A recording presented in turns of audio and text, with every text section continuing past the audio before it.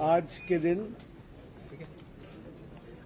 हम सब लोग भारतीय जनता पार्टी के लाखों कार्यकर्ता डॉक्टर श्यामा प्रसाद मुखर्जी जी को उनके बलिदान दिवस पर भावभीनी श्रद्धांजलि दे रहे हैं स्थान स्थान पर। मैं अपनी ओर से और अपने सभी कार्यकर्ताओं की तरफ से हमारे श्यामा प्रसाद मुखर्जी जी के बलिदान दिवस के अवसर पर उनको हम सब लोग याद भी करते हैं और उनको हम श्रद्धांजलि अर्पित करते हैं।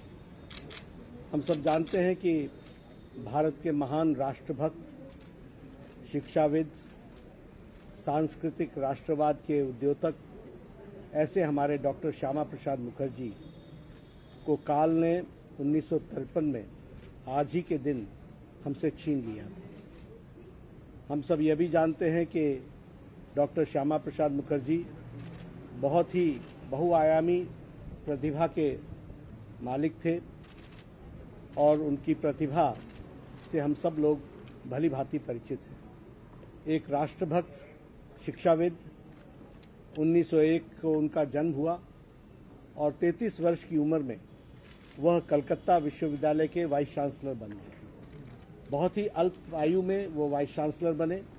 उनकी विद्वता का यह सबसे बड़ा परिचय है और बहुत जल्द वाइस चांसलरशिप पूरी करने के पश्चात वह बंगाल के, यूनाइटेड बंगाल के विधानसभा के सदस्य भी बने। बाद में उन्होंने विचार को ध्यान में रखते हुए विधानसभा से त्यागपत्र देकर फिर से इंडिपेंडेंट चुनाव लड़ा और वह बंगाल के वित्त मंत्री भी रहे। उन्होंने बंगाल में, आज जो ये बंगाल है इसके स्वरूप में, उस समय ये पूरा बंगाल पाकिस्तान में जाने की स्थिति में आ रहा था, उसको उन्होंने बचाने का काम किया और आज जो हम पश्चिम बंगाल देखते हैं यह उनकी ही देन है जिस कारण से हमें वह बंगाल मिल सका। वह नेहरू कैबिनेट के मंत्री भी रहे, प्रथम नेहरू के कैबिनेट के मंत्री रहे। विचारों के कारण उन्होंने नेहरू जी के कैबिनेट से इस्तीफा दिया। एक इंडस्ट्री मिनिस्टर के रूप में उन्होंने बहुत अच्छा काम किया और औद्योगिक नीति की एक तरीके से नींव रखी, लेकिन हम सब जानते हैं कि विचार के कारण पद को छोड़ते हुए उन्होंने जनसंघ की स्थापना की और उस समय नेहरू की जो तुष्टीकरण की नीति थी उससे वह दुखी होकर के उन्होंने भारतीय जनसंघ को स्थापित करते हुए देश को मजबूत और अखंड रखने के लिए अपनी लड़ाई लड़ी। हम यह भी जानते हैं कि उन्होंने एक देश में दो निशान, दो विधान, दो प्रधान नहीं चलेंगे, इस नारे को पूरा करते हुए जम्मू कश्मीर में धारा 370 जो एक विशेष स्टेटस जम्मू कश्मीर को देता था, जिसका अपना भारत के साथ अपना संविधान भी था और झंडा भी था, उसके विरोध में उन्होंने एक आंदोलन शुरू किया। 11 मई 1953 को वह इस बात को लेकर के बिना परमिट लिए उन्होंने जम्मू कश्मीर के बॉर्डर को एंटर करने का प्रयास किया। वो अरेस्ट हुए, उन्होंने सत्याग्रह किया और वह आंदोलन 11 मई को उनको अरेस्ट कर लिया गया और श्रीनगर के जेल में रखा गया।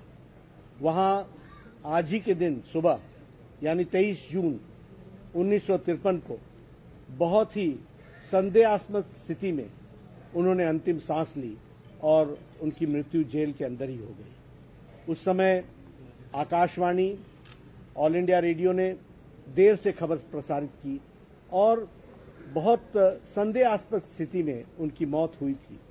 उनकी पूज्य माता जी, उन्होंने यह डिमांड की थी कि इस मौत, ये मौत नेचुरल मौत नहीं है और इसके जांच होनी चाहिए। नेहरू से उन्होंने इस बात के लिए अपील भी की थी, चिट्ठी भी लिखी थी। मैं आज उसके कुछ उद्धृंश आपके सामने पढ़ना चाहता हूं। उन्होंने कहा, माता जी ने, योग माया देवी ने, जो श्यामा प्रसाद मुखर्जी जी की पूज्य माता जी थी, उन्होंने लिखा, मैं तुम्हारी सफाई नहीं चाहती। ये वो जवाहरलाल नेहरू जी को लिख रही है। मैं तुम्हारी सफाई नहीं चाहती, जांच चाहती हूं। तुम्हारी दलीलें थोथी हैं और तुम सत्य का सामना करने से डरते हो। याद रखो, तुम्हें जनता और ईश्वर के सामने जवाब देना होगा। मैं अपने पुत्र की मृत्यु के लिए कश्मीर सरकार को जिम्मेदार समझती हूं और उस पर आरोप लगाती हूं कि उसने ही मेरे पुत्र की जान ली। मैं तुम्हारी सरकार पर यह आरोप लगाती हूं कि इस मामले को छुपाने और उसमें साठगांठ करने का प्रयत्न किया गया है। यह उनकी पूज्य माताजी ने नेहरू जी को 1953 में चिट्ठी लिखी थी। आज भी करोड़ों कार्यकर्ता इस संदेहास्पद तरीके से जो उन्होंने अंतिम सांस लिया, यह हमारे कार्यकर्ताओं के सामने, करोड़ों कार्यकर्ताओं के सामने एक प्रश्नवाचक चिन्ह है, एक संदेह की स्थिति है। जवाहरलाल नेहरू जी ने इसका कोई जवाब नहीं दिया।